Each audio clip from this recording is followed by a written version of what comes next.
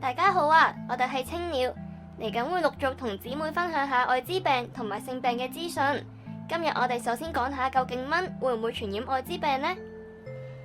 好多姊妹同普通人都擔心呢個問題，特別係擔心愛滋病同埋其他性病會透過俾蚊咬去傳播。但事實上係俾蚊咬係唔會傳播性病病毒嘅。咁點解俾蚊咬唔會傳播性病呢？等我哋嚟解釋下啦。首先，蚊只會吸血，唔會將血液輸送返喺人身上，所以蚊唔會將上一個人身上面嘅血液帶到下一個人身上。冇錯，就算蚊真係吸咗帶有愛滋病病毒嘅血液，呢啲病毒都會喺蚊嘅消化系統入面被酵素破壞，而失去感染力。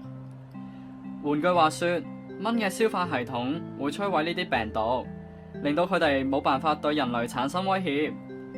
所以大家唔需要擔心俾蚊咬會傳播性病，呢個係一個冇科學根據嘅迷思。呢個誤解可能係因為對於俾蚊咬有唔了解同對性病嘅恐懼，所以我哋要加強正確嘅知識普及。咁今日嘅分享就到呢度。如果大家有更多健康迷思想我哋去破解，都隨時歡迎留言俾我哋。咁我哋下次再見啦。